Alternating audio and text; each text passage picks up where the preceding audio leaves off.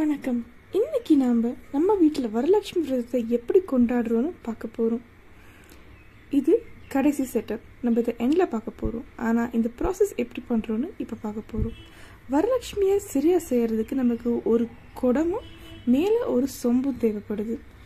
நம்ம கீழே இருக்கிற இந்த குடத்தில் அரிசியை ஃபில் பண்ணிக்க போகிறோம். இது நல்ல ஸ்டெபிலிட்டி கொடுக்கும். சிலர் வேறு ஐட்டம்ஸ் கூட ஃபில் பண்ணுவாங்க. அரிசி இல்லை பருப்பு இல்லை வேறு தானியங்களையும் போடலாம். இப்போ நம்ம இது ரெண்டையும் செட் பண்ணிவிட்டு நம்ம புடவையை கட்ட ஆரம்பிக்க போகிறோம்.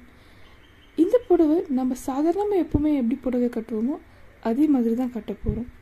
அதுக்கு மேலே நம்ம சொம்பை வச்சு செட் பண்ணிக்கணும். நீட்டாக ப்ளீட்ஸ் எடுத்து அதுக்கு மேலே சொம்பை வைக்கணும். அடுத்து இப்போ நம்ம மகாலட்சுமியோட முகத்தை அலங்கரிக்க போகிறோம்.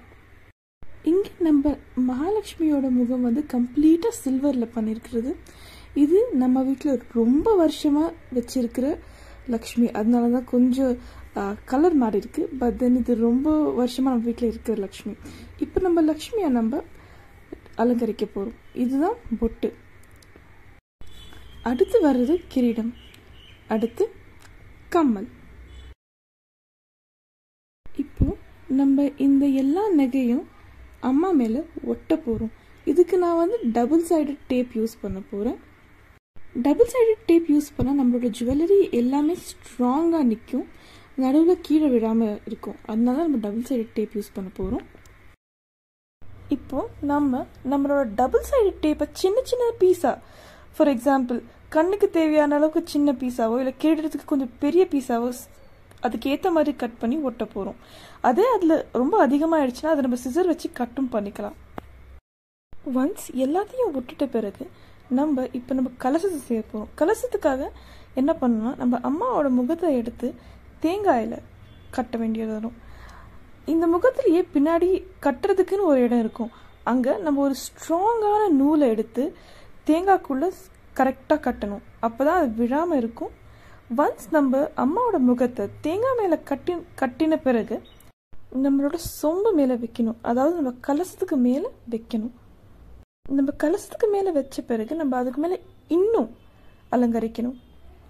அதுக்கு நம்ம பூக்களை யூஸ் பண்ணலாம், நம்ம வீட்டில் இருக்கிற வேறு நகைகளையும் யூஸ் பண்ணலாம். கடைசியாக நம்ம ஒரு பெரிய குங்குமம் போட்டு அம்மாவுக்கு வச்சிடணும். இது முடிஞ்ச உடனே நம்மளோட அலங்கரிப்பு முடிஞ்சது. இப்போ நம்ம விளக்கை ஏற்றி பூஜையை ஆரம்பிக்க வேண்டியது தான். கடைசியாக நம்ம இப்போ என்னெல்லாம் அம்மாவுக்கு படைச்சிருக்கோன்னு பார்க்கலாம் வாங்க.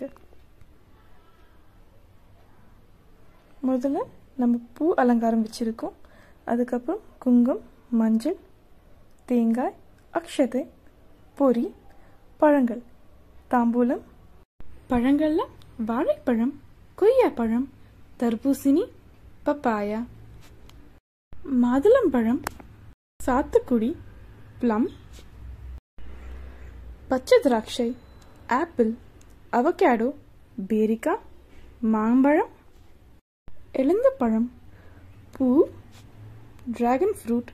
இப்போ படையலில் பாயசம், வடை, ரைஸ், வளையல், குத்து விளக்கு.